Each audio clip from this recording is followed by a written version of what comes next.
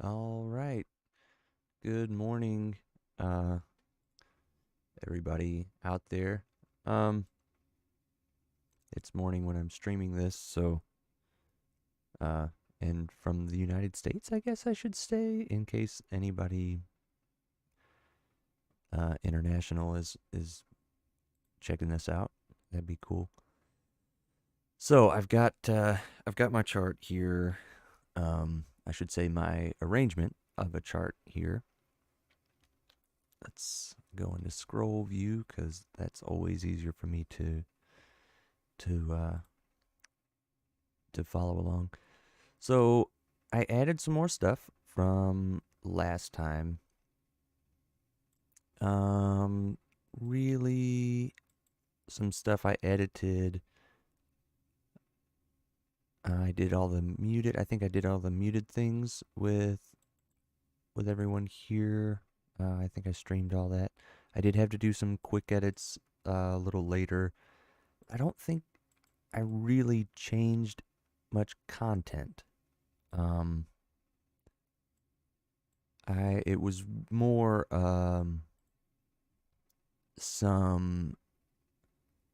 some harmony. Like I'm pretty sure I changed some of this, which I see now that Tenor 2 has a big leap there. I'll probably fix that. But and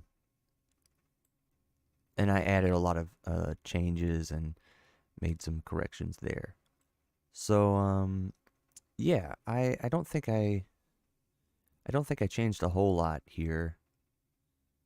I'm gonna turn my voice down a little bit because I feel like I'm. There we go.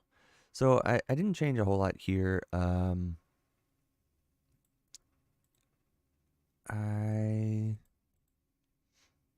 Let's see. I may have changed. So the big thing I did was getting the roadmap.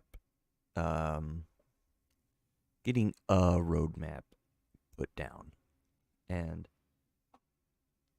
I say it that way because I'm gonna need to make. I have to make some edits to this. It's confusing, and that's because I've got this big um, ending here that repeats back, but then the DS is before the ending.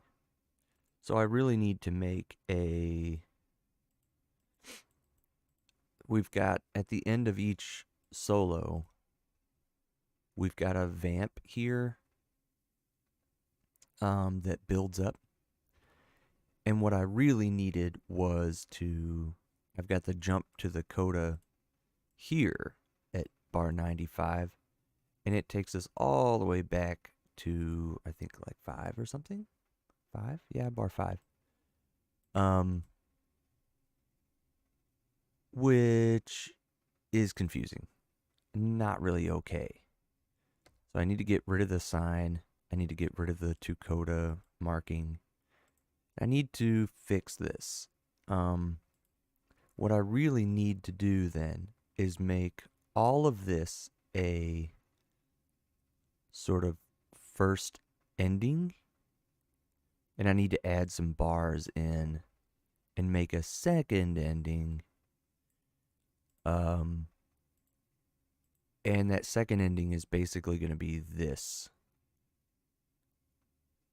And then DS to, I don't know, 15. I don't like doing that because, and this is a big reason I didn't do it in the first place, I don't like putting pickup notes right before a DS. I would rather have the sign in this bar 14, than in this bar when, I don't know if other players like are thinking about that as much as I am now, but that's how I feel about it. I think it just lays weird in my sight reading. But I guess once they get used to the chart, if they see the chart another time, that's something you would take note of pretty quickly and be like, oh man, it jumps back. It's got the same pickup notes. So honestly, an experienced musician would probably just do that on their own. They would see where the DS is and go, okay, those pickup notes are the same. They would jump back and just read this bar as the last bar of the right before the sign.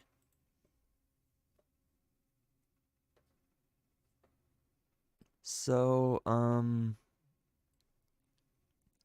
the other thing I'm thinking about is, do I want the entire tune to play out again? And the thing is, it's not that long of a tune. So I've got the 2 coda right here at 47, and that's good.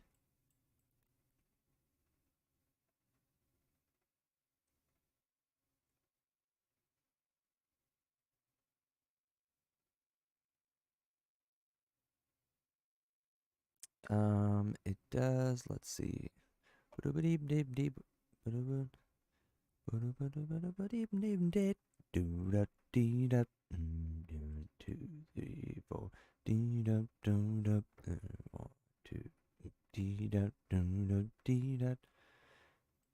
I think that's one of my favorite like contributions to the tune is kind of changing that vamp a little bit.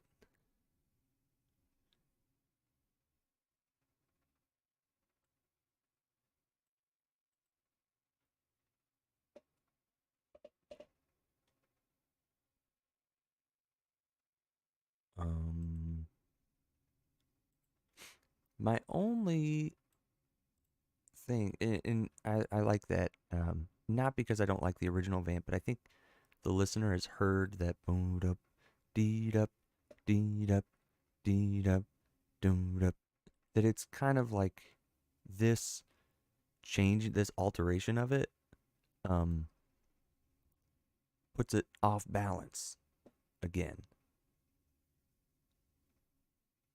It just kind of like throws a wrench into that, and that makes the listener be like, oh, okay, and like it's a little bit of a surprise that makes you pay attention.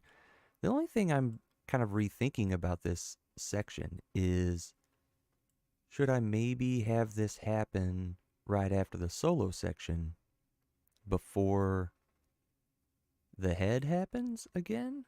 Or are we in a place where a lot of people expect, and by place I mean time actually, are we at a, am I kind of thinking, well, the audience expects to hear the head happen, like once they hear the solos and they hear the head happen again, and this is what I do, this is what I've done for a long time. Once I hear the head start happening again, I'm like, okay, is this, it's just going to repeat everything I heard already, and then it's going to have some ending.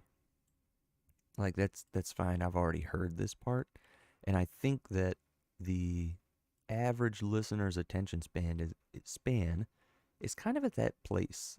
So having the head play again, the tune, play all the way through one more time, uh, kind of leads the listener to expect, okay, the head's gonna play again, and then we're gonna wrap this thing up. But that's not what happens. Uh, Instead, we get this change up of the vamp, the drum solos, and then we take it out. The drummer plays a solo, and then we take the tune out with less of the vamp than we've ever used before. Just 2 bars of it, because you already know the vamp. You've heard it in the tune. That's what I like to pay attention to in my arrangements is, how long have you heard this tune going on? Um, and what am I gonna do that's new? I don't want you to get bored. So and if you hear some clicking in the background, I have a little fan going on down here that I use to just keep air circulating, and I don't know. So anyway, let's do this. So I already took the sign and the coda, 2 coda sign out. So let me go ahead and add, I need to add, I'll go ahead and add a bunch of bars, and then I'll get rid of them if I need to. Just scrolling back at I think it's think it works out to be 11 bars because I added 3 to the 8 bars. And then I need to actually copy this bar here.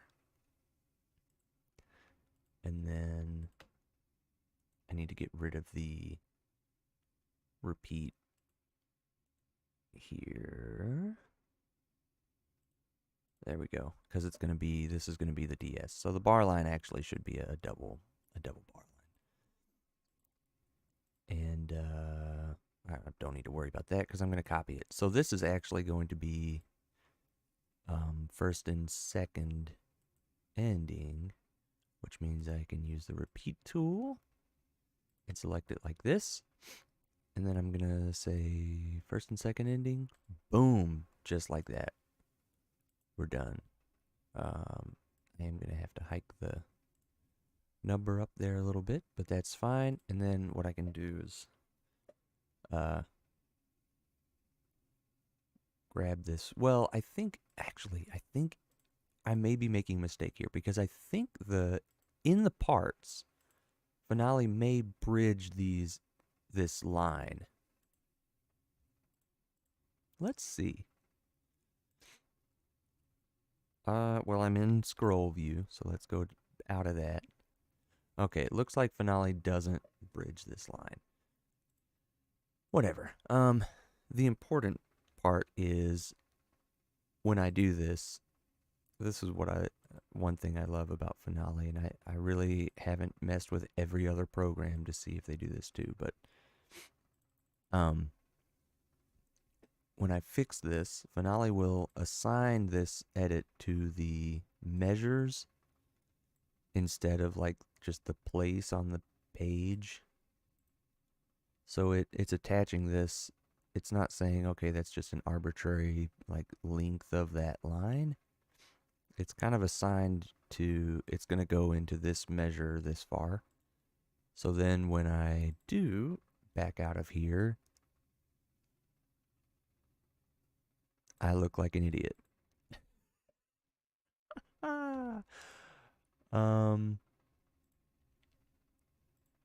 Man, that was, maybe I can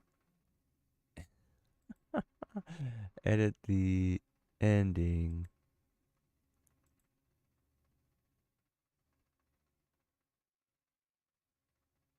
Wow. Because I didn't expect, I guess it's because of page break. I could redo that and see if it fixes it in the parts. Let's check out a part and see. Alto 1 had it straight through. Yeah, I didn't do anything. All right. So I was completely wrong about that. And that really sucks because it would have made everything easier. And I really thought that's how Finale handled this. But it turns out it's not. So I'm just, it's fine. It's fine. I'll fix it.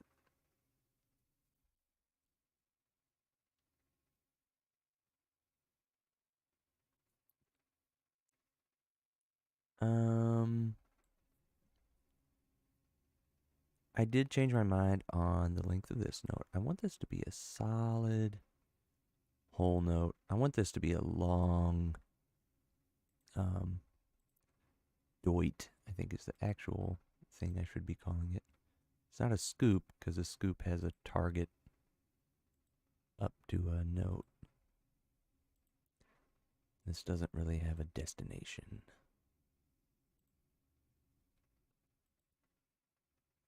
Whole note. If I zoomed in a little, this would be easier. The drum, yeah, drummer has the cue for that, so that's cool. And I put fourth time only in the drum part. You just can't see it there, so I need to edit where the sign is. I need to put that sign right here, so I go to the repeat tool. I'm going to double click on that measure to open this up. I'm going to throw the sign right there on bar 15. I'm going to auto update the target. And then, I don't know, I usually just have it like not jump because, I mean, let's be honest, these programs, like, they don't always do that right. Let's see. Are we used to seeing that above the measure or next to it?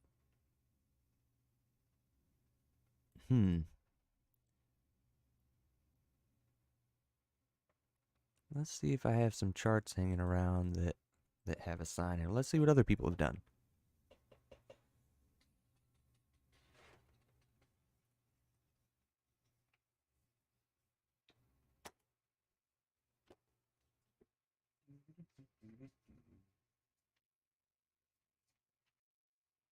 I've found one here that has a coda. Yeah, it has the sign really big after the phrase marking.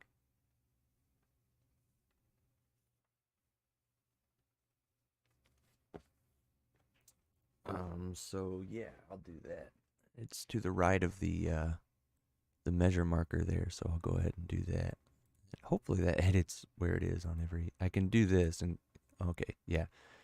If it had moved it without editing all the other staves, it would say this option would be available to relink it in all the parts. What I can do though is increase the font of this a little bit, which I would like to do because that's kind of small for a sign. Let's do that, and that's a little, it's a little better. Let's see if we can do any better. Let's get it up to like, I mean, 36 is kind of a leap. Let's go. Yeah. Yeah, that looks a little better. That's going to be easy to spot, and that's my goal. It's definitely the goal. I'll put it in line above that with the bottom of that number because I know on some parts, like if we go to 10 or 1 that's got the melody there, I don't want the sign to run into the melody. Yeah. That's good. So here I would actually move since Finale has moved the 15 marker to the left here because it made room for another treble clef and key signature, which I can get rid of. Actually, you know what? I'm down for that. So this is the check. I just went to clefs right here. I don't need it to show the clef on every single staff system. And then I can go to key as well. Key signatures. Redisplay if only mode is changing. Sure. Cancel outgoing key signature. Sure. Display courtesy at the end of staff system.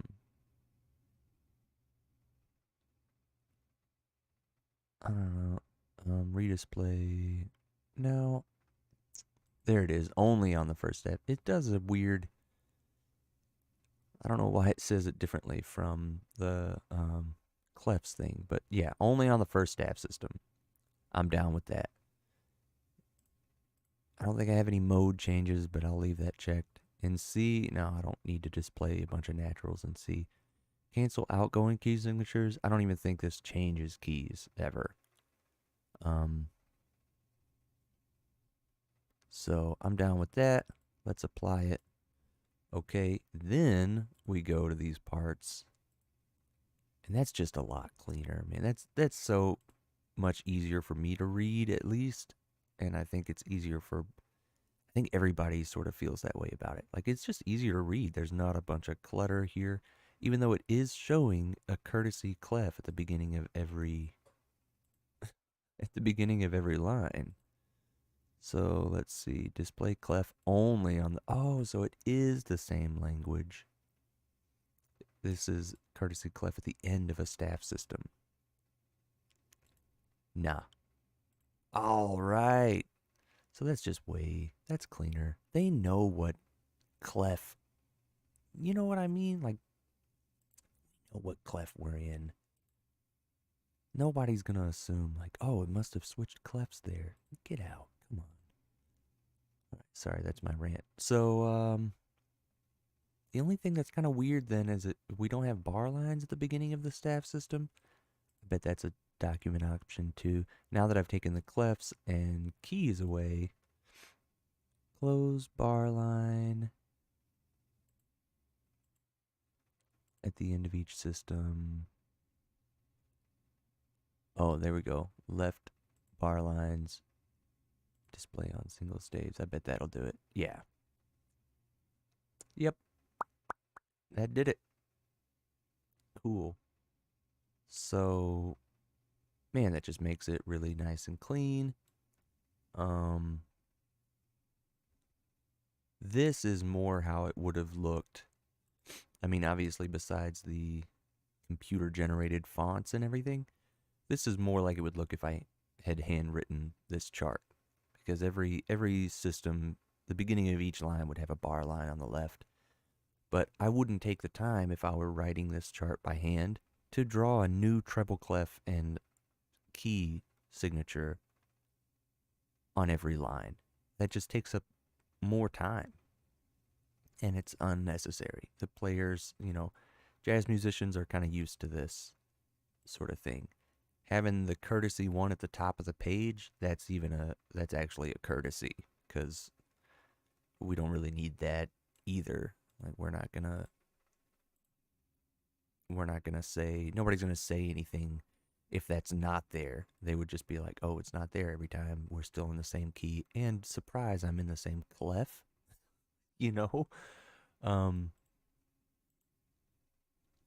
I think I can change that then. No. Okay, well that's fine. I don't really need to worry about that. But you get it, You need maybe at the top of every page is nice. I just don't need it 50 times. And it just leaves so much, look how much room that takes up. And it leaves so much more room for the music. And it just makes a lot of sense to me. So, let's go back to the score now that I've gotten off on that tangent. Just gone off in that direction for no reason.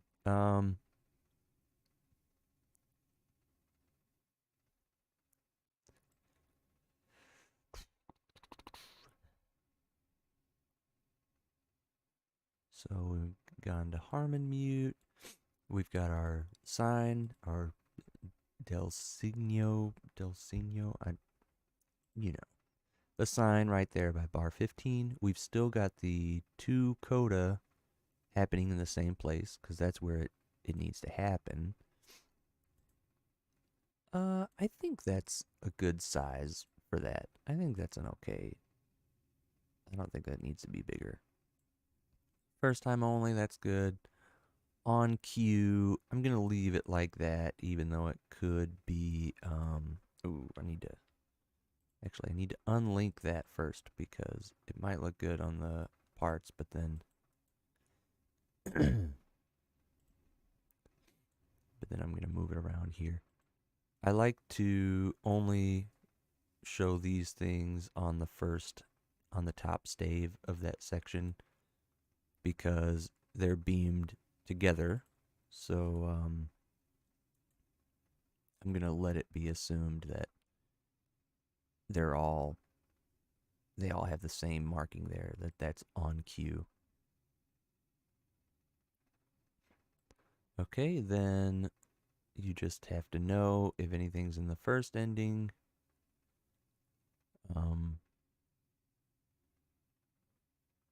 You're going to play it the first time around, because otherwise it won't get played.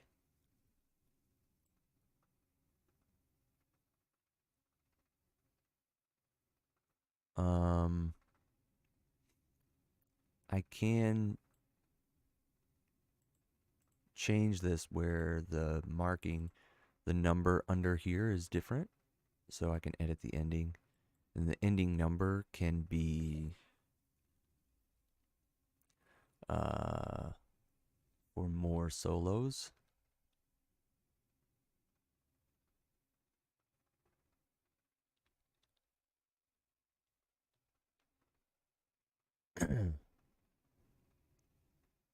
So actually I can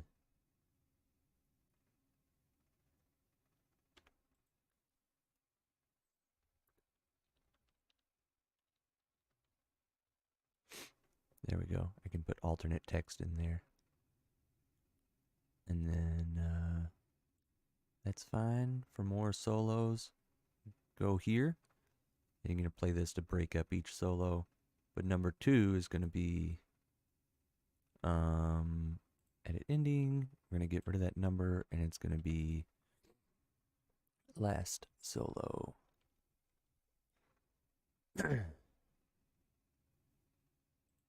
I'll go ahead and put the 4 in there. Well, no.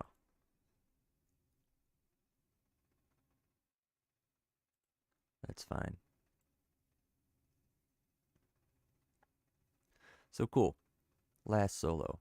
This is good too because before when I had it repeating back for the sign, the soloist, whoever, whether it's trumpet or tenor, piano, the soloist didn't have changes or didn't have slashes for that. I didn't even put changes on these parts because we were just gonna read it and try it out. I wasn't like sure that it was gonna work out yet. So or I wasn't sure what I was gonna change. So I didn't even give them changes because I was like, I'll just let the piano solo once so I can hear the backgrounds, see if I want to change anything, and then if I don't want to change anything, I just won't. But now I need to put changes in because I'm expecting everybody to kind of solo on this. So I've got the bars copied. Now I need to go back to the last solo. See if that's, yeah, it's 2 extra bars. Called it. So I need to get rid of these 2. Delete measure stack. Boom. Done. That is nice that it just wraps up at the end of the page like that. This coda sign, that needs to be bigger. So 24 playing. No, we're gonna need like 36. Let's go. There we go. And I want that thing to be obvious. In fact, I wouldn't mind it being even larger than that because I've put a gap there.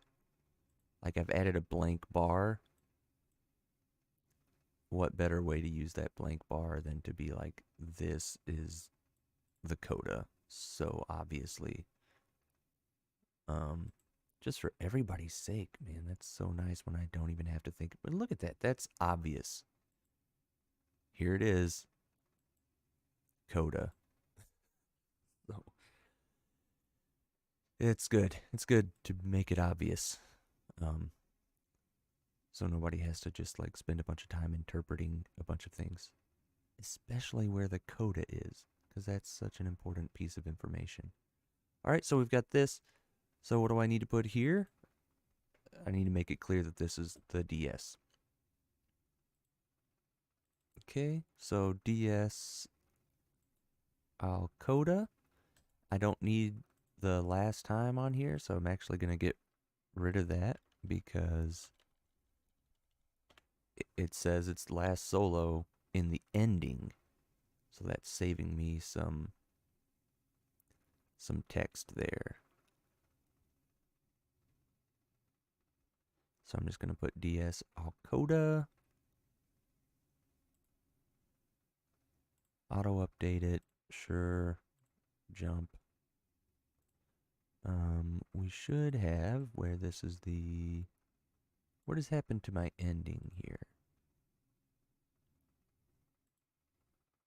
What's going on? Oh, I bet when I repeated, that's what happened. When I copied all this info here, the repeat wasn't included, so I need to put that repeat back in. and that's fine. So I need to put in ending, select it, no number, or last. I'm just going to put last solo. Actually, I'm going to leave the 4 part out. And then since there's an ending there, I'm going to need to raise this up so it's not in the way. DS Alcoda, that needs to be above the... Now on the page, actually, it could be below. But for the score, it needs to be above the bar there. And that'll be nice. Then I don't know why it's doing that. There we go. I can even like make this bar a little smaller if I wanted to, but I would probably just make sure it ends up on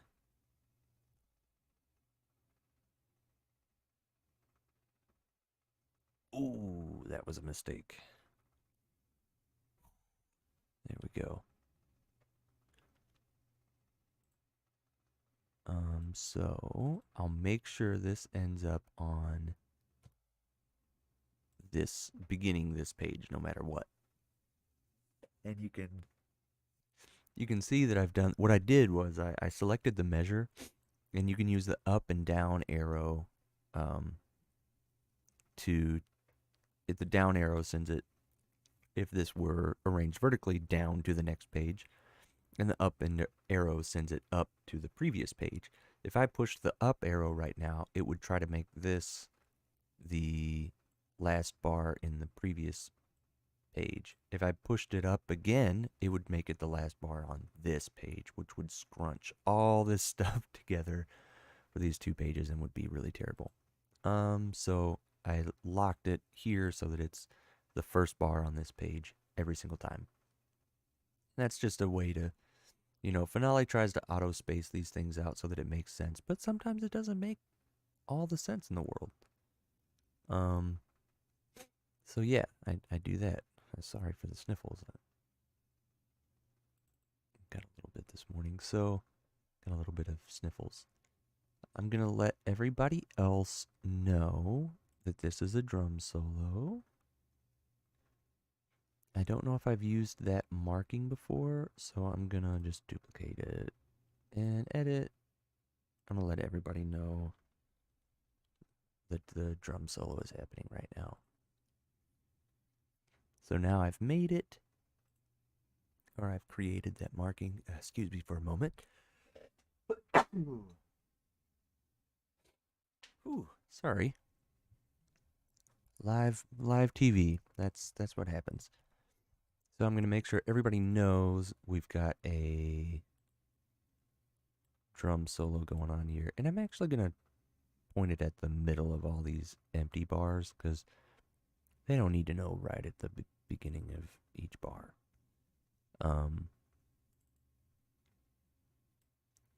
They can find out. You know what I mean? It's not the most important thing. The piano player that's doing these backgrounds for the drum solo maybe needs to know a little earlier. So I'm going to put that right here above this staff. And the bass player also needs that information. So you can see maybe by the way I'm describing this, it's about information, Do they need that information? Drum solo, they would notice after a second, but that prepares the musician for like, oh, I need to be really consistent with these rhythms, and the drummer's not going to be keeping time for me once I play it. And that is an important bit of information. That's something you'd like to know. Other things like, say the guitar player comes in right here with more music. Should I say the drum solo like keeps going?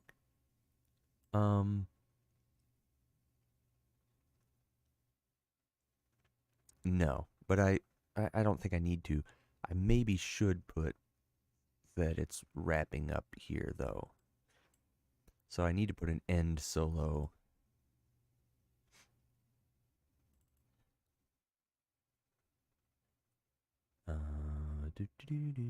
So I'll go to solo down here. I think I actually put this in expressive text for the...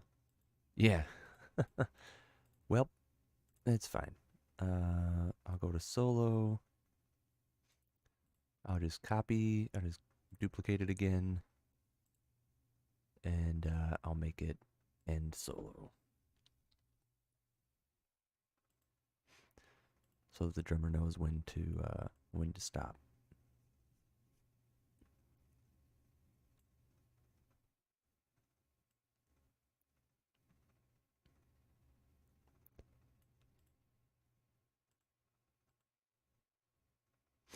And the trumpet's got not a crazy high note there.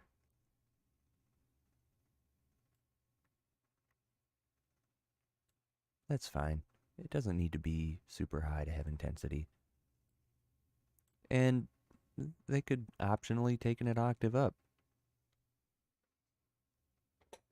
Who knows? It's fine. Let's go. I may change that voicing in the end actually to make that work, because it wouldn't work the way that it's arranged now. So we've got all this information on the last solo.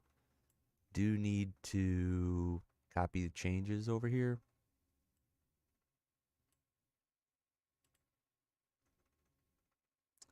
I can get Trumpet 2 out of doing that. What do I have copied there? I have an A flat copied there, where I have an A flat also in fourth trumpet. So I can move third trumpet up to the D that second trumpet had. And fourth trumpet up to the C that third trumpet had, because alto 1 is playing the A flat that was right here. So that's going to be fine. That's going to be heard. All right. So I can copy changes, but before I copy all these markings over here, ooh, it's third trumpet. So I'll put this in second trumpet. That's fine. That's what needed to happen. Except this bar. I want to make the top line stronger.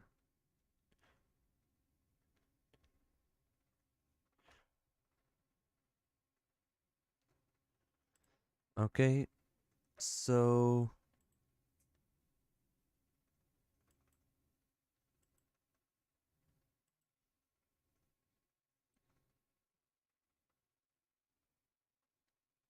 we've got that going on. Before I can copy this little thing here.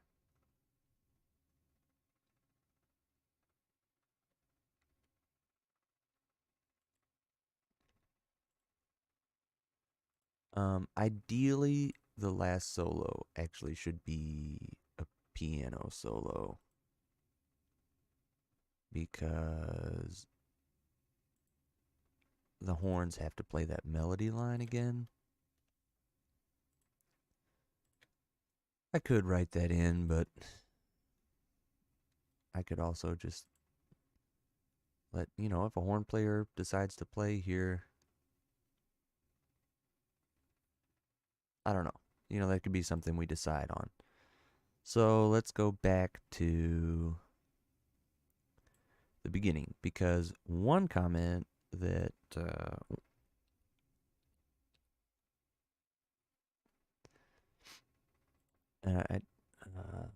one thing that I need to address here is that it would be nice if the piano player kind of filled up this space with some soloing, and there's no reason for him to know that right now.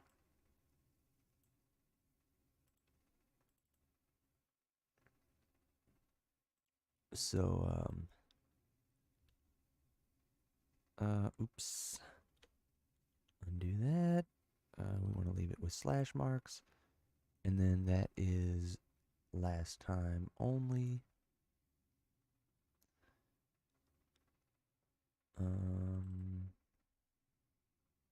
Which I'm going to put in there, fourth time only. Yeah.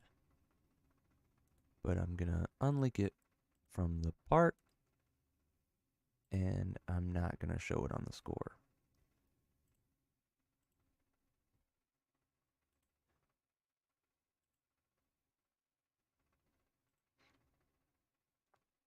So what I am going to put here is some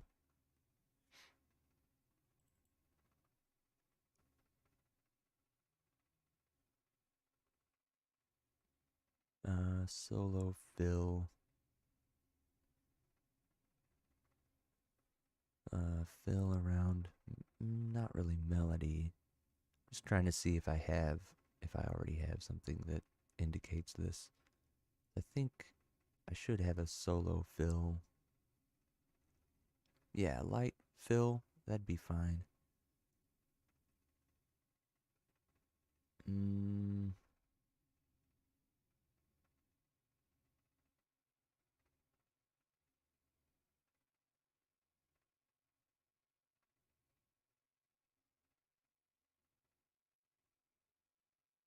um,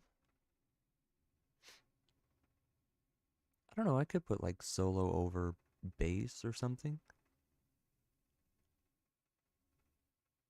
Because I know I've got an expressive text, yeah.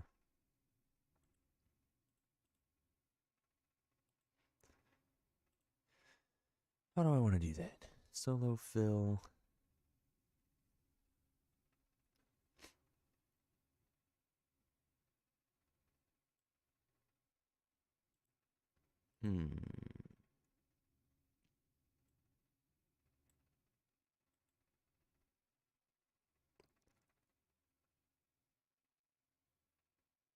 I could take this off of the piano.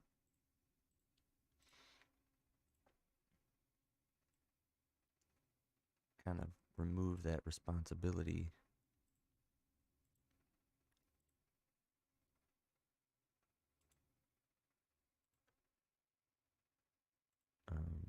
Don't need it to be down an octave, thanks though.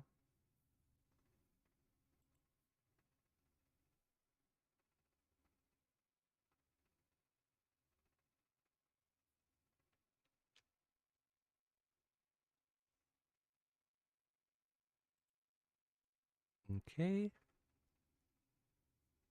So we can keep soloing here. I'll just start it with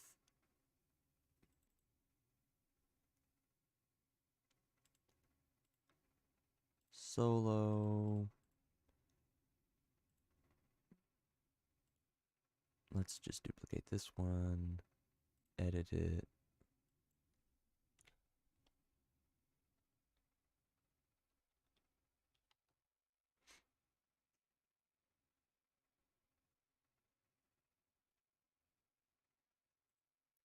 Building, sure. It's not it's not the most common marking, but I think the pianist will get the idea. Especially with the information that you're going to add this bass line the third and fourth time. So, I think they'll be okay.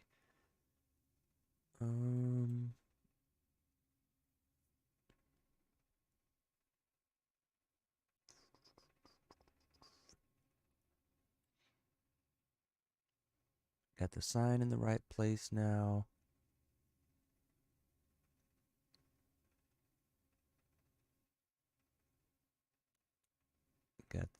I have instructions to go back to the sign. I have 2 coda. I've got all that stuff going on. I added these bars. I need to add sort of changes to the tenor and trumpet part. So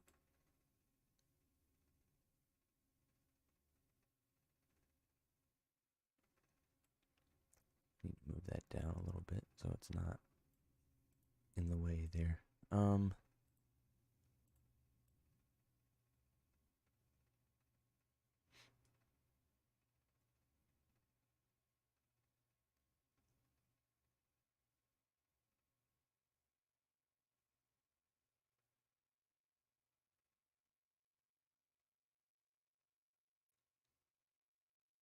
Well, that's kind of a challenge. Like, what do I put there? Because it's sort of, I mean, it's really just over like these bass notes, like C something, E flat, whatever you want, D, okay, D flat, maybe with some dominant function going back to C, you know? So how exactly do I put that? That's kind of an interesting conundrum. So let's see what we got here. First of all, I know there's C in the bass. Let's go through the suffixes that they already have and see if something just kind of matches. Because I could call it C minor 7 because that's the key that we're kind of excuse me, that we're kind of in here. You know, we've got E flat, B flat, and A flat. That screams B minor, or sorry, C minor 7.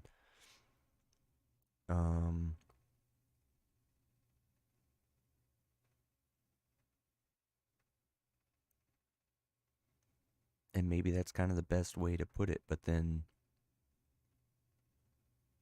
it's kind of not true because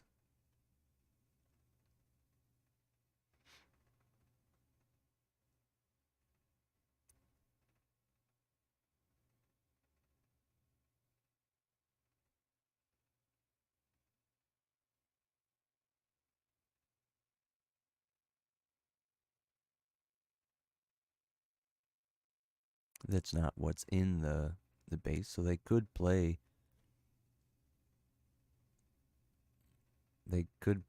C major just to change it up one time. I think there was an option for omit third in here. I may have actually deleted it.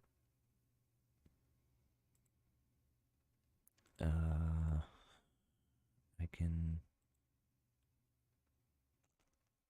go through some symbols here. Oh wow, there are a bunch of symbols. Not metronome marks, thanks. So standard, alternates and extras. It's not really a symbol though. And there's no omit third symbol. I would have to enter each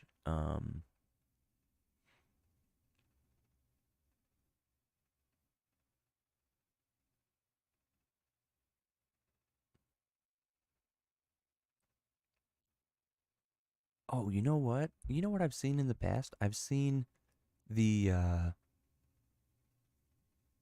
just like C5. And it just means there's no third.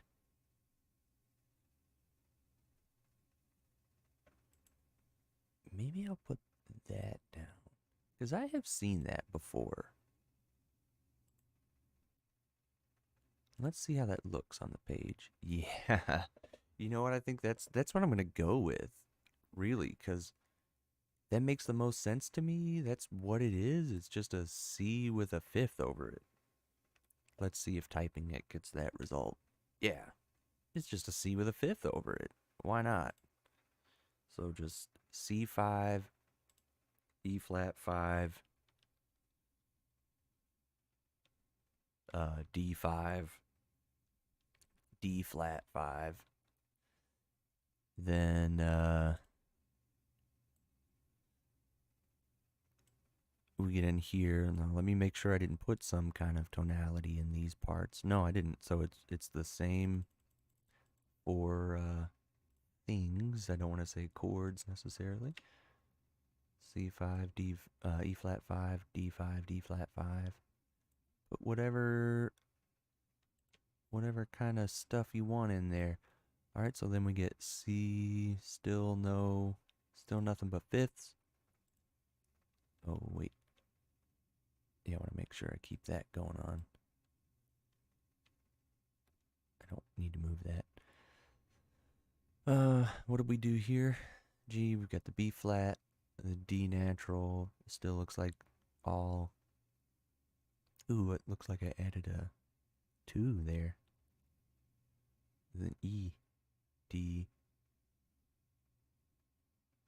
D, A. So I added an E. So I could call it D sus 2 or D just 2. Look at D, A. I think, ooh, well, whoever's playing needs to know there's an E natural in there.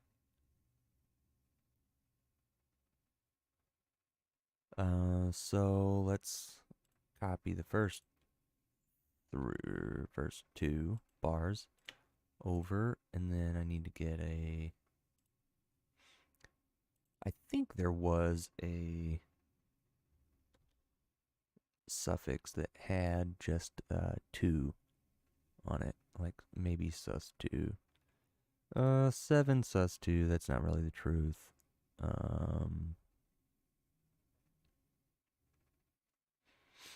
Oh, there we go, just sus2. The 2 instead of the third. And then F minor 6. Yeah, that's the money right there. Those are the changes. So have at it, soloists. You know? Gonna have a good time with that. You can just use whatever tonality you want. E flat 5, D sus2, F minor 6. I think that'll be beautiful. Now, I need the same thing. I didn't think about that. Man, this is why I hate page view. I mean, I like that I can flip back a page really quickly, but it can be annoying to have to deal with the kind of scrolling stuff. So I'm gonna change it. Going a bar at a time actually is pretty nice. So really, these last few bars here are correct for the last 3 bars of the solo section.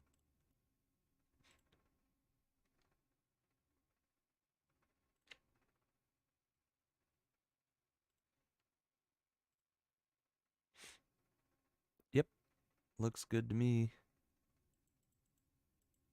Looks great, actually. I'm really happy with that. That's something about which I can be proud.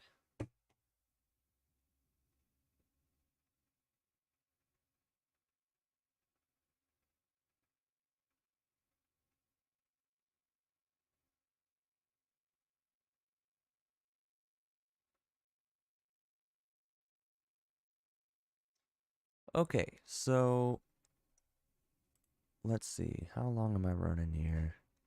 I'm trying not to do a big 3. I'm almost an hour in. Okay, I'm not trying to do a huge 3-hour chunk of just straight arranging, but I will tell you that after this, I'm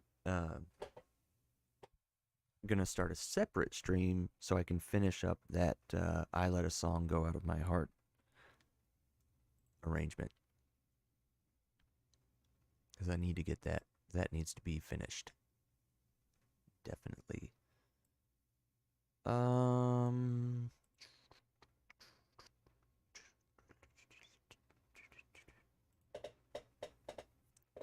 So that's my chair squeaking. I wasn't happy with the way this sounded, actually.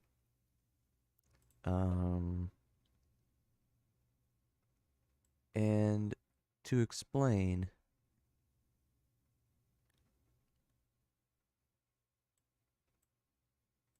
I wanted to get this kind of sensation of these upbeats being almost ghosted.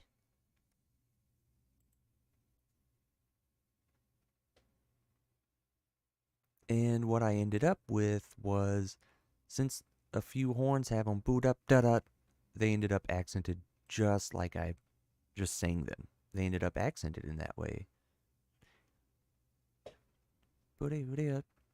So, what I need to make this work fluidly is actually for the lead lines here to have quarter notes. And I'll leave these two to play that together. Tenor sax with the harmony, even though it's in a weird... why? No, I didn't mean to do that. I meant to drag and select, because I want to take that up an octave.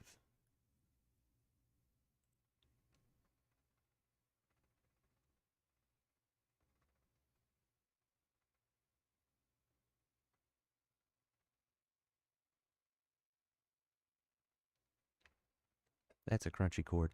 So what I need to fix is that these lead lines, the trumpets here that have this, they actually need to be playing tenutos, and I can do that by holding E and then selecting them with the articulation tool. And I think having that happen, get rid of it in fourth trumpet.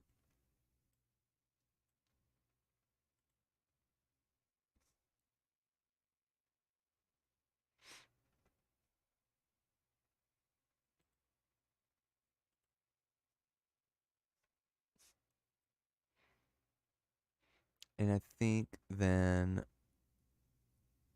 why does the bass have that rhythm?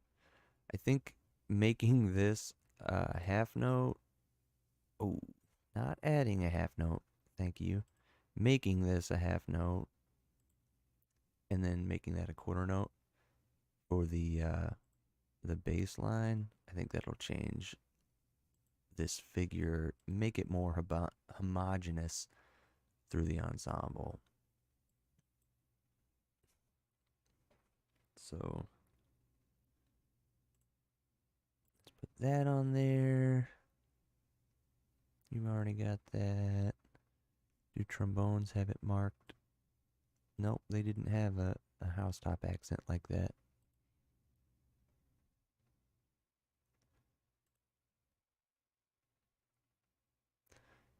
Now, what was happening was, with these notes short up high, and then a couple of horns playing just the upbeats here, it actually, in jazz, you're going to end up with upbeats accented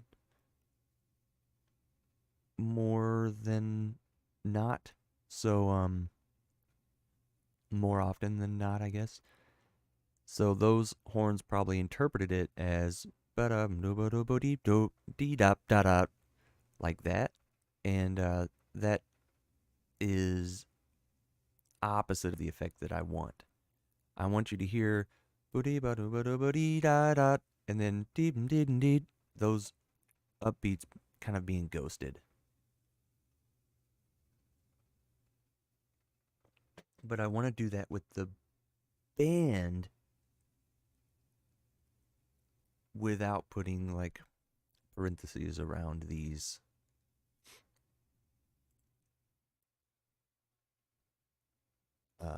around the bottom notes. Now what I could do is put accents on the top notes.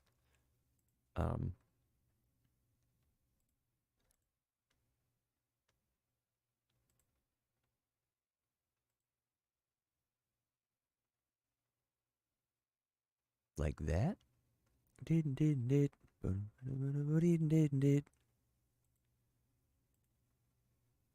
that was another because of course after I read this I spoke with the composer, and that was another thing. There's some of these accents and note lengths that need to be cleared up, that are really intentional.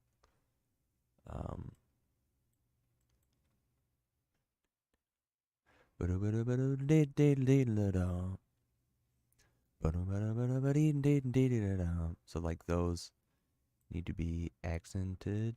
Those aren't the right pitches, I'm sure, but I think you get the point.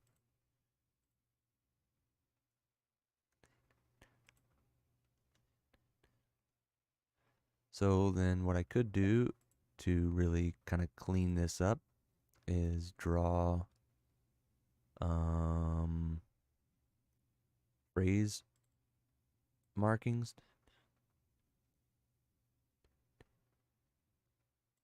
like this, and that would help.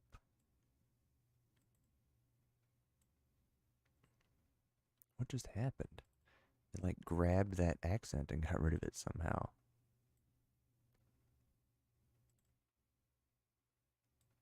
I don't know if I need a phrase marking over these 4 notes, but I will use one over these long groups of notes here.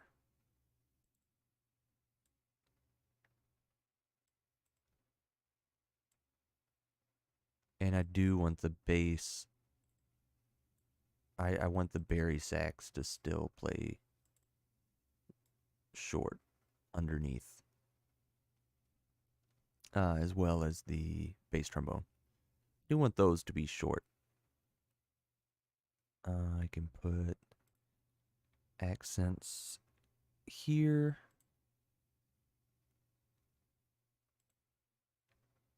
I've got one there.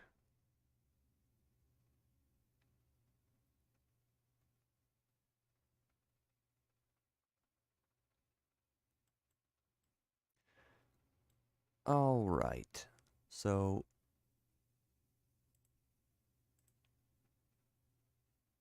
let's go back to the 2 coda part.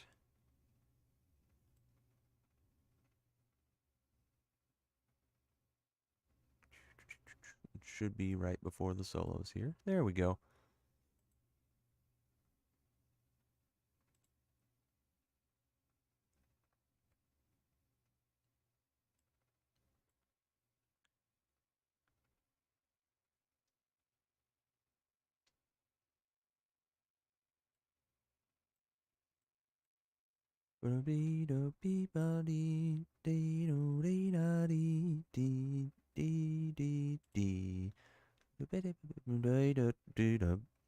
So I need to notate that.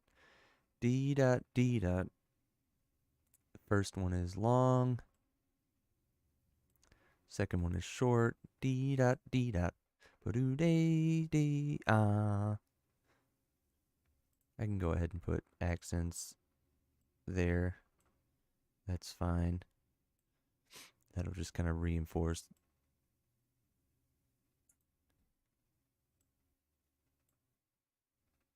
And I think in the original score even that he gave me, these were marked long, and I should have put that down. See, I could check that out. Let's open an Explorer window here. Go into, let's find it. There we go. Ba-doo-dee-dee-da. Here's the original score. Dee da da ba da dee do dee da dee. Okay, so it's long, short, short. I am so glad I checked that out. Dee do dee da dee dee da dee dee da dee dee da. Yeah, that needs to be long. Dee dee da. Okay, this not only has a tenuto, it actually needs to be inflected with a scoop. So let's do that.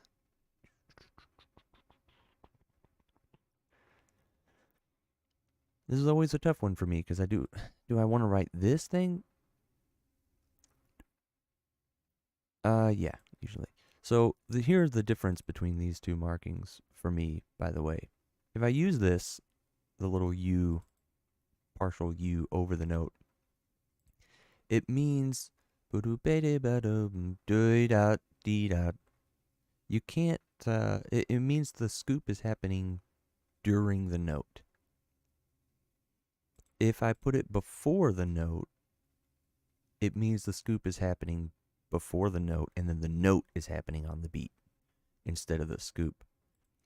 So, for instance, I couldn't put a little line up to the note here because there's already a note happening there. And what the player might interpret it, the way the player might interpret it is to play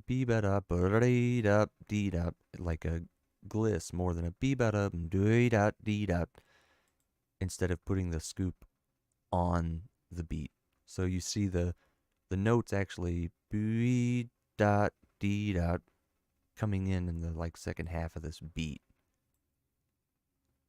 more than the scoop is happening like before the note. There's already a note before it. The scoop can't happen before it. Anyway, that's the deal. So good. I'm glad I double checked this score. So let's see what else I got going on here. Let's go back to the beginning of the melody.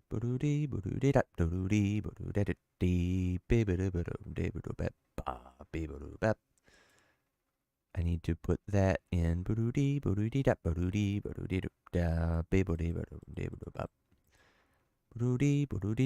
Okay, I got it in there. Sweet.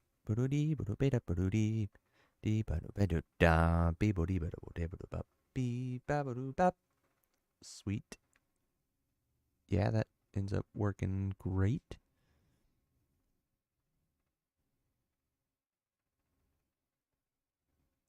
And I got a little bit of harmony going on.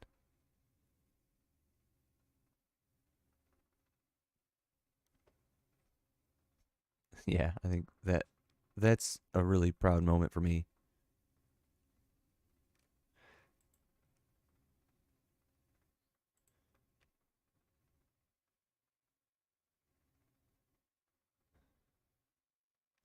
That's just I really love that little introduction of, oh yeah, we've got other horns. They're gonna do weird stuff. Don't you worry. So the articulations up to that point are good. I copied everything down. So on the bridge, yeah, I was just missing some of the stuff on the bridge. And that's just because I put that down and I was kind of rushing through to get a draft out for the band to read. So that's just my fault on that. Pardon me. I get my chair is really squeaky. So then on the, I just want to go to this next part.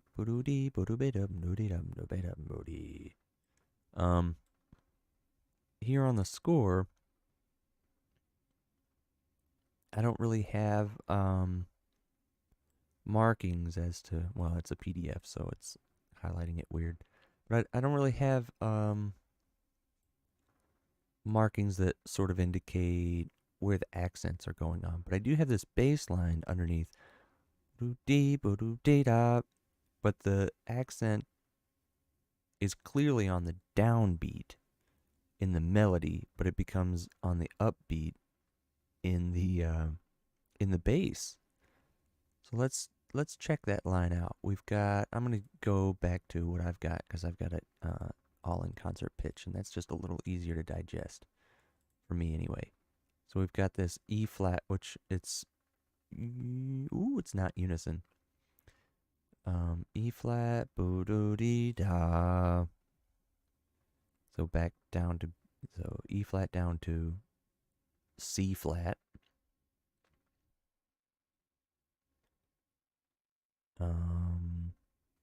Over F. E flat, C flat, do D, G, A, B. So what I'm seeing here is this is kind of these are whole tone scales that are happening. But they're starting,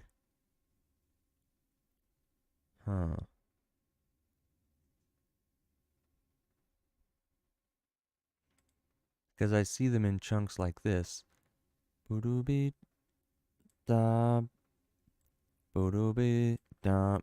Ending on the downbeat. But what the bass line is suggesting, like, is that kind of, and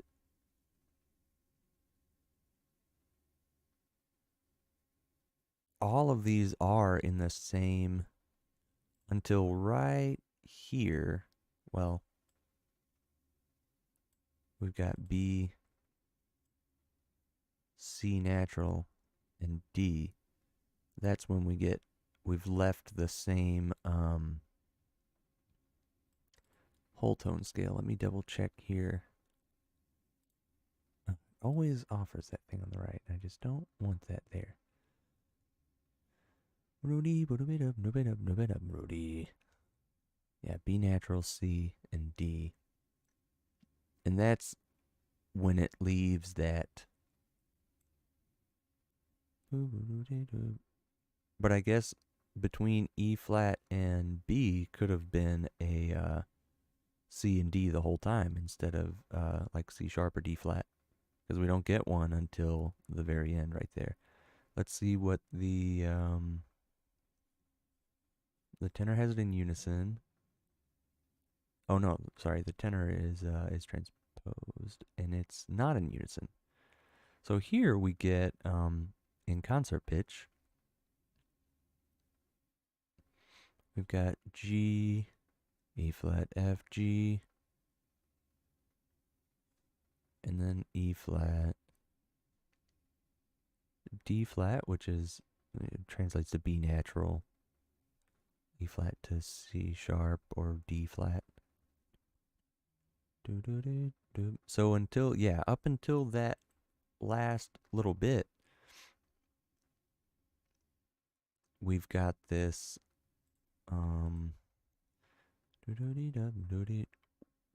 we do have a D flat here and a C flat, which are kind of against the B natural and C natural that happen here. So we are definitely in a different little bit of space right here at the end. B, C, D. But other than that, everything else is in that same whole tone kind of tonality. So what do I do with that? B, D. Do I have the horns play it like that? B, or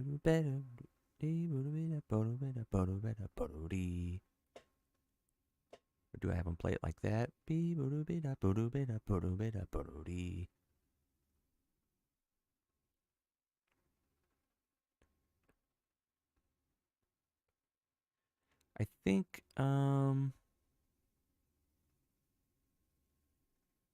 going to leave it alone and see how they feel comfortable accenting that line, which notes they emphasize, and then they can sort of work on that together.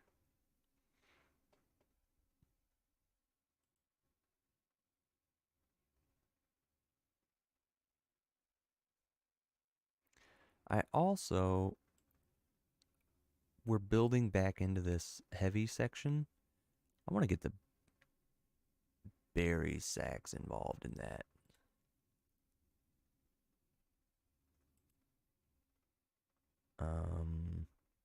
Could go down. Actually, I want you to start up there and fall down.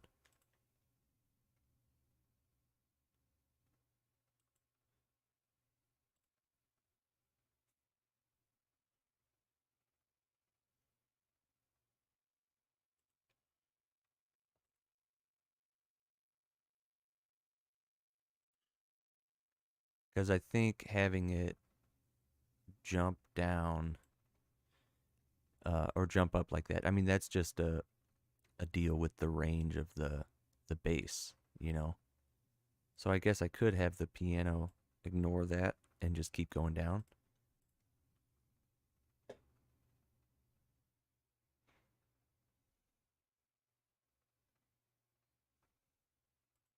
Yeah, and I could even have the bass start up there, so it's just a continuous line.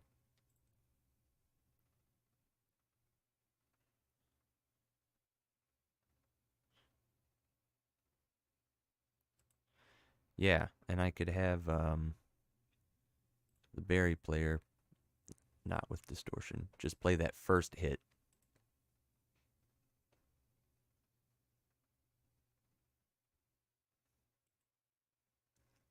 You know what? That sounds really cool to me. I think it's a little punchier in the bari than it would be in the bass trombone. Um, well, it's more like gritty in the bari. There's more like, well, distortion, I think. You know, the bass trombone can easily be a more wholesome sound.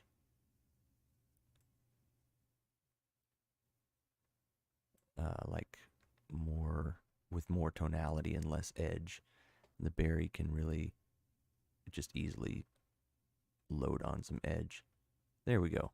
That's the dynamics. We want to get to, I don't know, forte here. And let's give you a nice crescendo into that and drag that down to the dynamics. This is one interesting thing about finale is that the dynamics kind of automatically adjust for what this is going to look like when it's transposed down.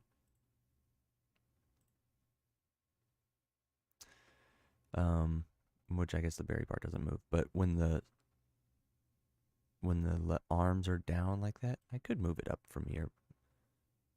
But in other parts, I've noticed it kind of adjusts for that. And so I try to remember not to move things around while the score is in concert pitch, because that's not going to help.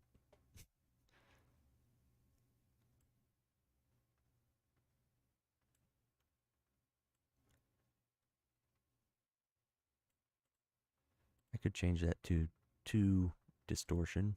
That's fine.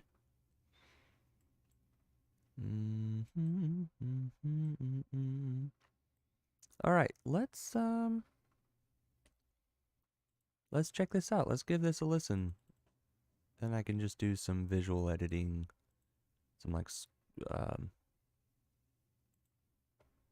guess what would be like publishing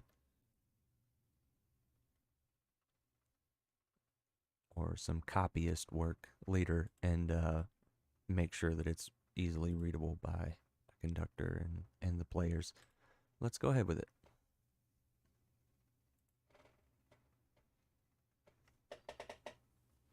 Not supposed to happen. Again, piano solo filling, solo building, and then here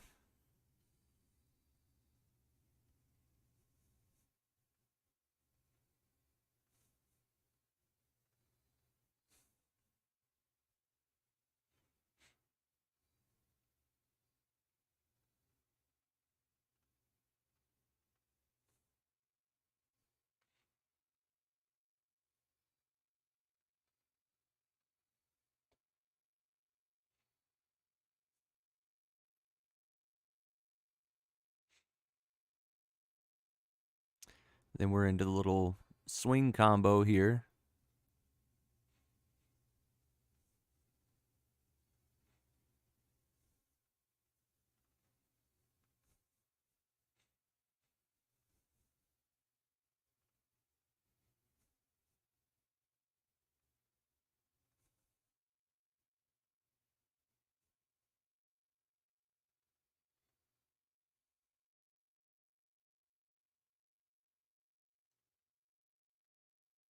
Yeah, I just wrote repeating quarter notes in the bass.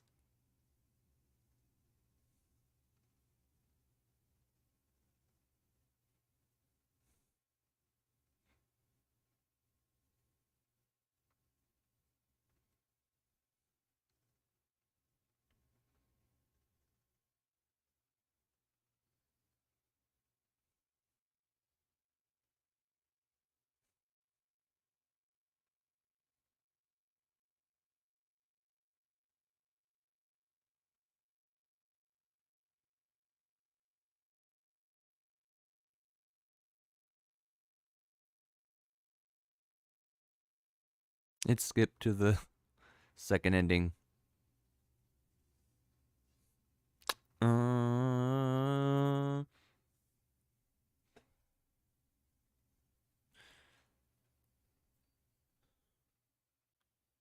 right, so what I've got to make sure of before I keep going is we've got the coda here, and before it, right here, we've got to Harmon and to straight mute. I need to make sure that before the coda comes back, these instruments have been instructed to take the mutes out because this is not supposed to be muted here. So let's go back to where the where the two coda is actually. Yeah, two coda. Have they already been instructed to take those mutes out? Two open, two open. Yes. Okay, good. So let's, I guess, check the ending here since it's going to skip our sign. And I think I told it to do that because sometimes it's unpredictable.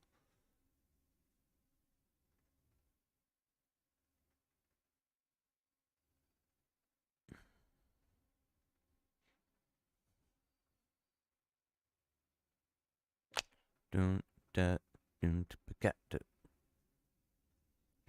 dun, da, da.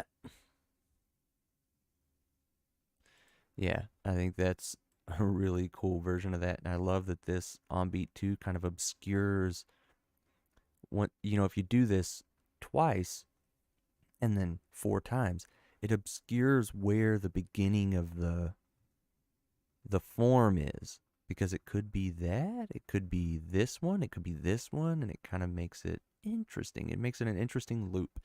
And then the band comes back in here.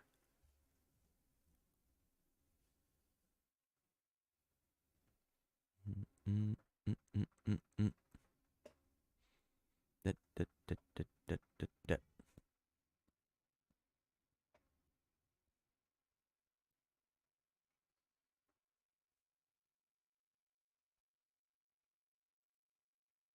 And then that's it. We end up hanging on that weird chord. Now I do want to go back and listen to this section because I have to manually change the trumpets to muted trumpets, including trumpet 4. Trombones, unfortunately, I can't really do anything about. I guess I could try to make them muted trumpets, but I bet it won't sound down there. It'll be too low to hear them. Let's see. I mean, no harm in trying.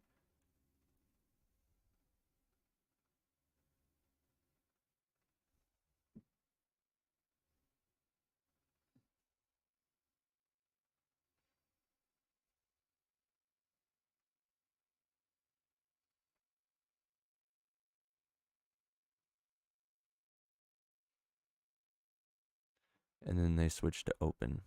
Having the clear sound of the alto, I don't know how well that fit without having it balanced somewhere.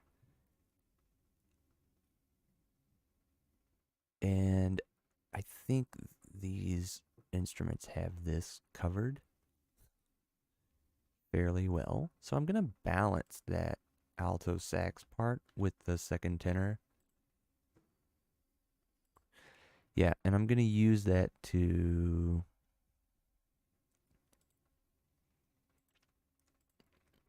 I'm going to copy this second trumpet part. Because we are an octave... Oh, well, we're not an octave down, but... Actually, I'm going to do the bottom... Yeah, I'm going to do the bottom voice of that little figure in the second tenor and do it like that. I think that's going to sound a lot better. It's going to kind of enclose all the muted brassy stuff in these kind of more focused, pure sounds.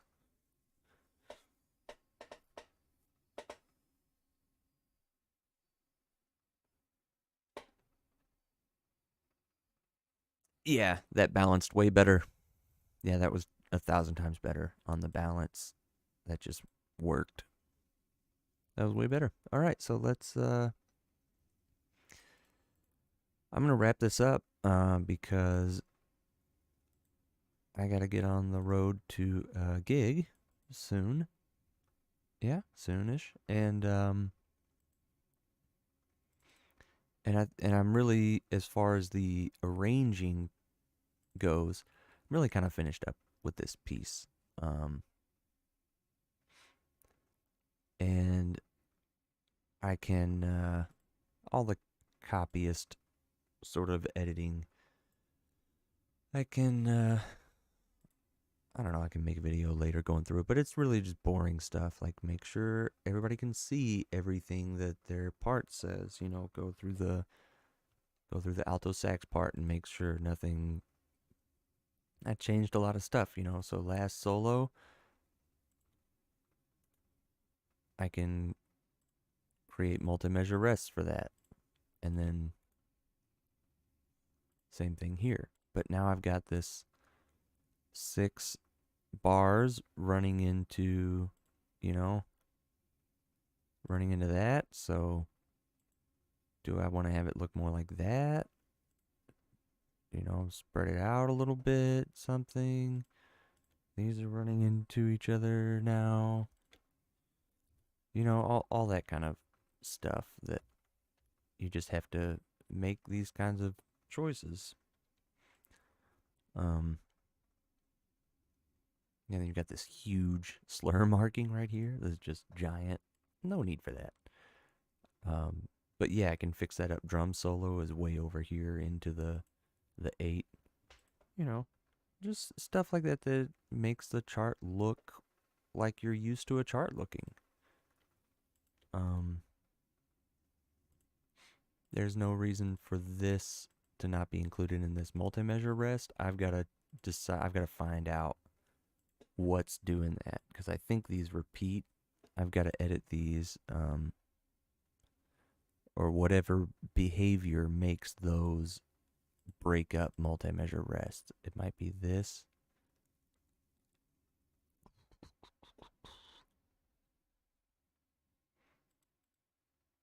The positioning, yeah, so I can do that. And I think this fixes that for every measure number ever now. So now I can go back and you've got this weird, where's the one? 47, you got those blank bars right there for no reason.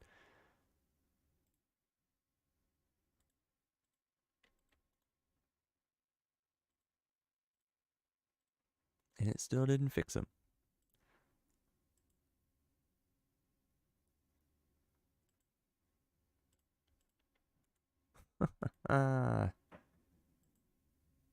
Okay, well, it's not, those 2 bars do not want to be under a multi-measure rest, but you get the point. Let's see if I can break these and then create them like this. And it still wants to break these 2. So yeah, stuff like figuring out why the heck those 2 won't make a multi-measure rest, even though these 2 will. Like, what's going on there?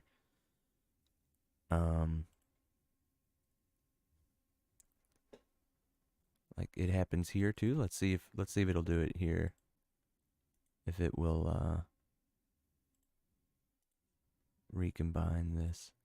Nope, it doesn't want to recombine that bar for some reason. So I gotta find out what's making that not have a multi-measure rest. Is this doing it?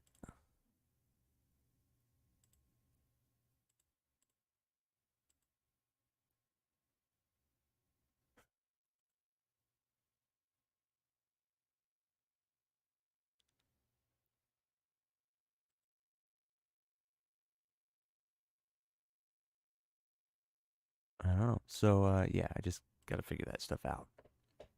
And as you can see, if you haven't like already fallen asleep or left, that's really boring stuff. That just takes some discovery work and, or just a quick Google search after I do. I like to do a minute or two of some discovery work before I Google it, because if I do the discovery work, the sort of detective work first, then I'll probably remember it better. If I Google it right away, I'll probably forget it right away as soon as I've done it. So that's that. I'm going to call this chart finished. You know what, actually, I am going to do one more thing before I wrap up here. I am going to change this last little chunk. So what we've got,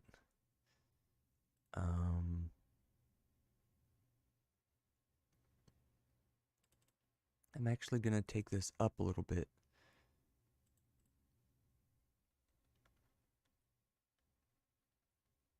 E flat, then it's D. So it would be A. And then it's going to look like a D on trumpet. But we can go ahead and make it that F, make it a...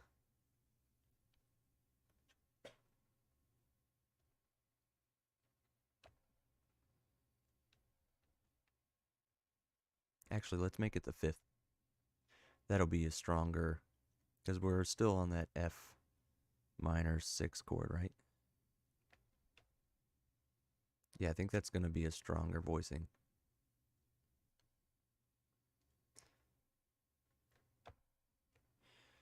Yeah, and I'll move the move this trumpet up with it. So we got C, E flat. Don't want to do that necessarily. And then it's just in unison, which you don't really need to cloud the top end of a voicing up, but this is that's too much, especially when I could literally copy it in fifths and add to the strength of that voicing. Now, if I'm going to copy it anywhere, I would copy it in like fourth trumpet so that it's that crunchy sound underneath. But let's see, I've got the A here that I did have in third trumpet. See, everything else is covered starting from first sax down. So I'm actually going to move the trumpets up. I'm going to make the trumpets a little tighter here. I've got D, A. I can afford to do A and G, because I think G and E are covered, right? Nope. G and that's an A. E, I don't need, okay. Yeah, that already sounds different. It's just a little bit more heat there. E, D, D, A, and then F. Okay. That's fine. That could be a C to really solidify this. There's something happening.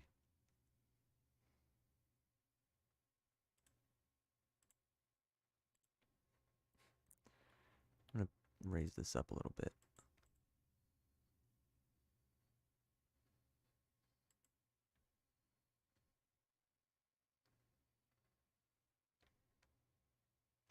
I hear a voice like definitely going down, and I don't like that. I want to put the G down here. I want it to sound like it's starting compacted and growing outward. So that A flat doesn't help with that. Or necessarily.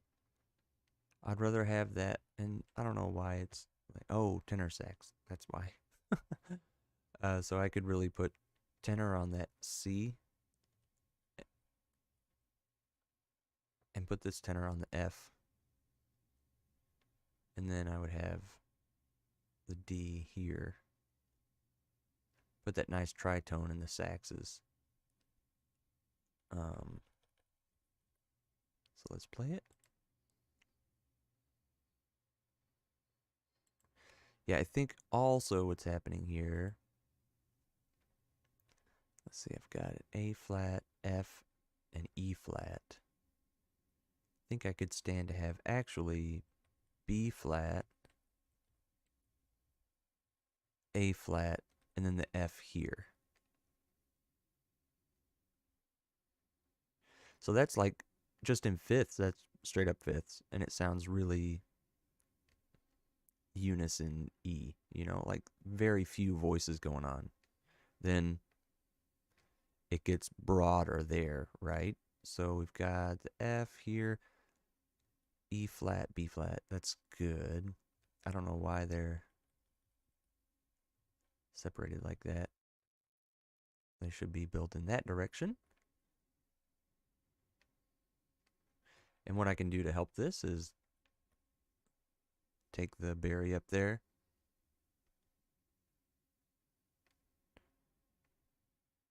So what I had earlier was B flat and A flat up here. I'm going to keep that.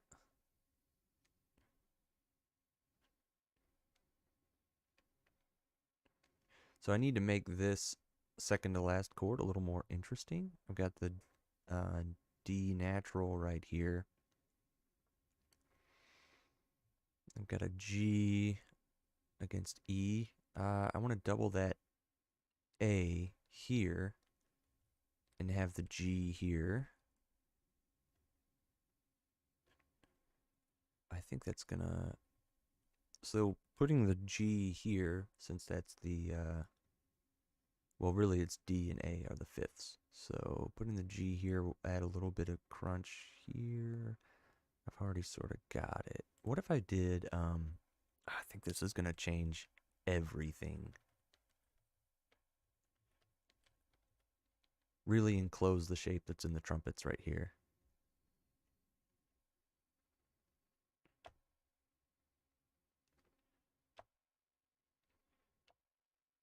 Yeah, that really changed everything. So what I did was I put the 9 or the 2 up here. And that really puts the trumpets in this place where they've got a fourth and then another fourth going on with a second in between them, which the second doesn't cloud things up as much as the fourths really make them, especially since they're in the outer part of the voicing. The fourths really stand out. The second is just kind of like consequential of 2/4 being that close together. C, E flat, G, B flat, so that motion is copied there. And the second chord is the E flat chord. Got the F.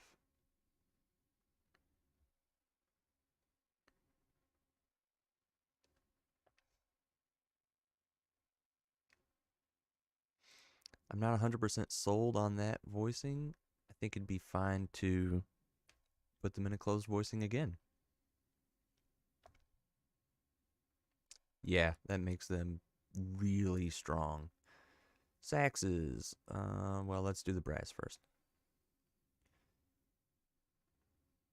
The E flat right below this, E flat, B flat, and E flat again. Simple. I think it doesn't move the chord away from itself as much as I want.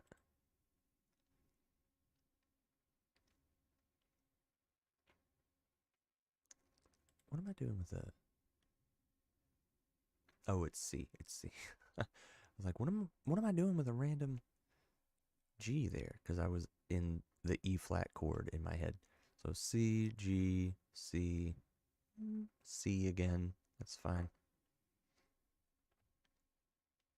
Then these two leave unison.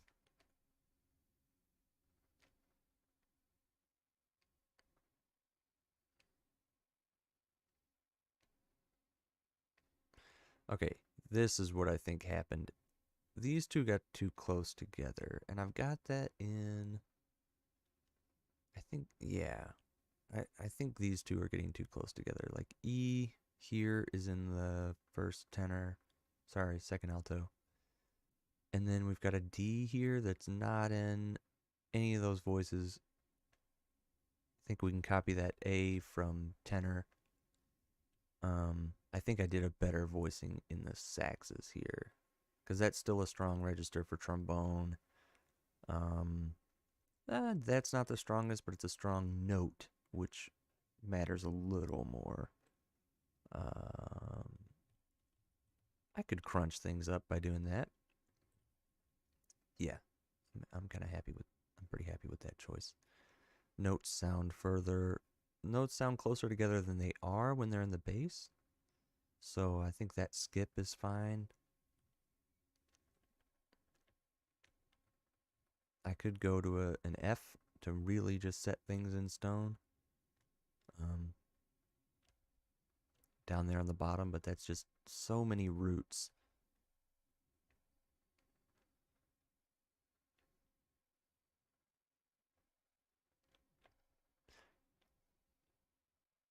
See, that second chord doesn't have the same kind of crunch. Sorry, the third chord doesn't have the same kind of crunch as the second one. So let's see what I did, what I changed. Because if anything, I want the third chord to have more crunch. I came down to a G here, which is fine because I closed that voicing up in the... I muddied it up in the trumpets.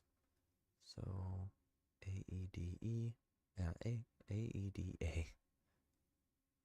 Then G, E, A, another G. That's what's kind of unnecessary.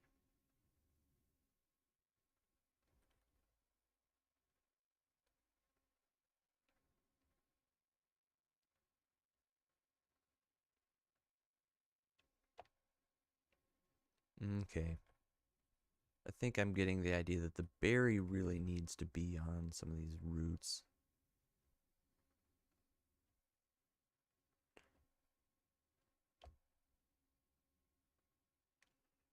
And then... I don't know why I'm thinking of that as the berry. That's the second tenor. What am I doing? So where was this before? This was, I think, on the B flats.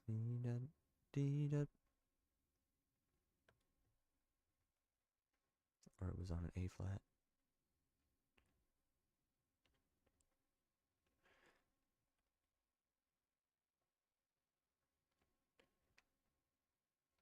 Okay, so there's actually too much clarity going on here.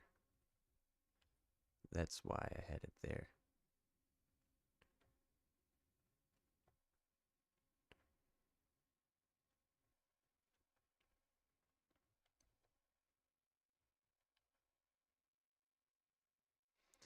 So there's another G somewhere that doesn't need to be there. Yeah. That needs to be a D instead.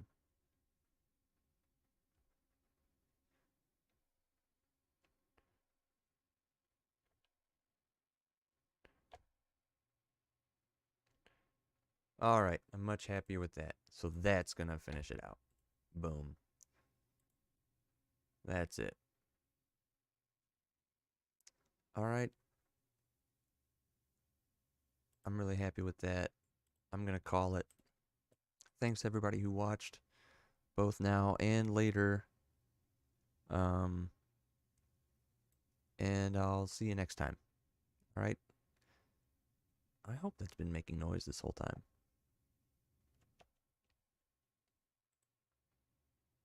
Oh my gosh, you haven't been able to hear the music the whole time. Well, I'm going to play it. Since you haven't been able to hear it the whole time, I'm going to play it once for you and apologize profusely. Wow, that was really... I had the desktop audio muted. So we've got our intro. That note on 4 that's not supposed to happen.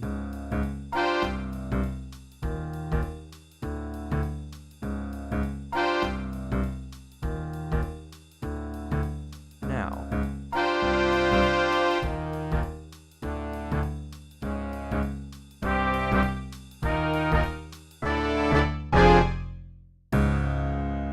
Okay, I'm going to pause it right there because I'm going to change the patches here. Make sure I get good audio on this.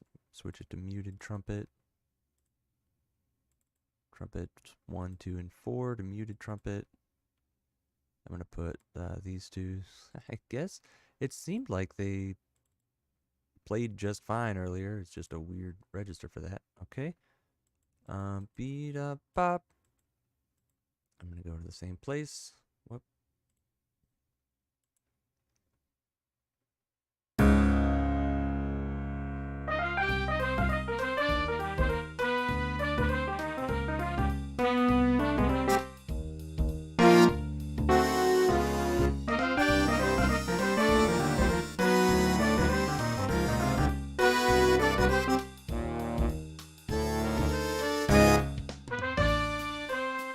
Okay, and then this is where I need to switch the trumpets back and the 2 trombones to normal.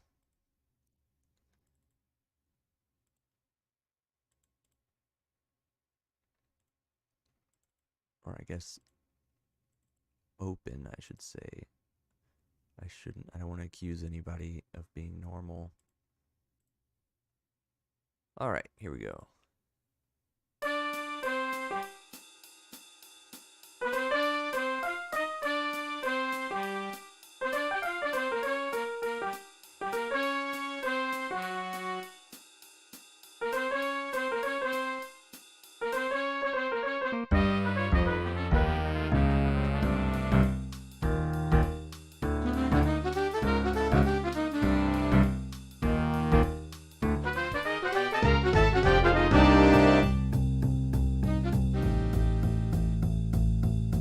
Yeah, sorry, this is just a repeated route so I could write the backgrounds.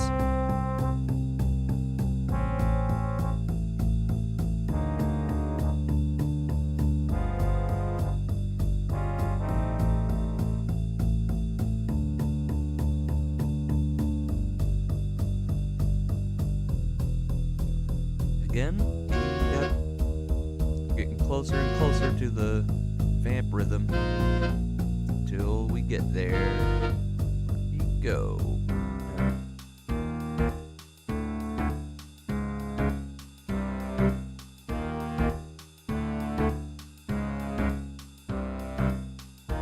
And then it skipped the first ending.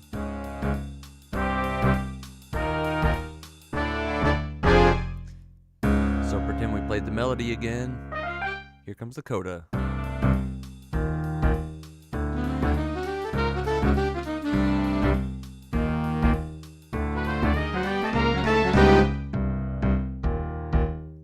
Drum solo, drum solo.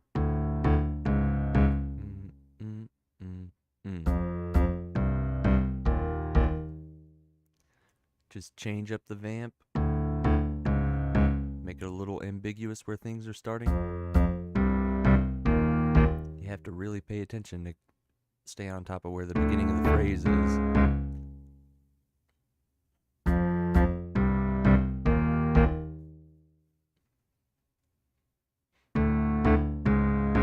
Then back to the vamp and out.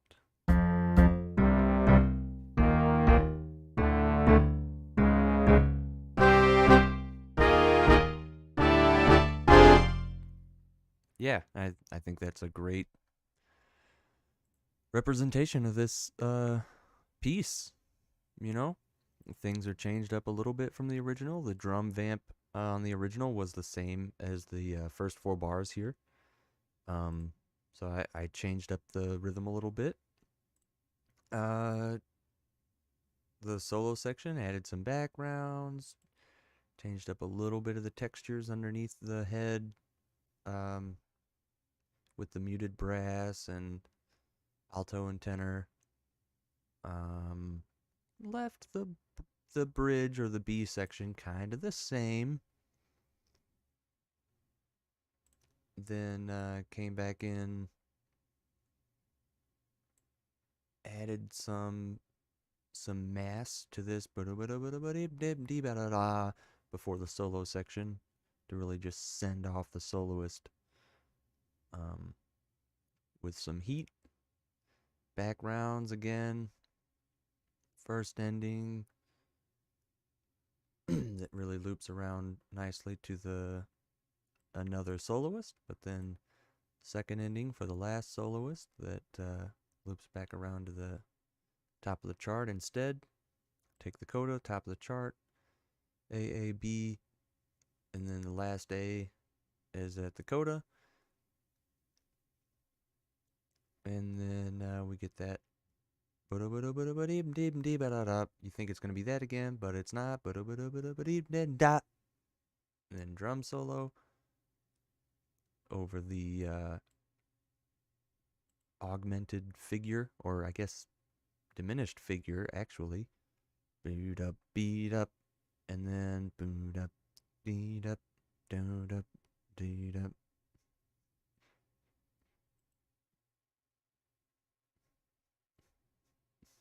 Actually, it would be kind of cool if I made this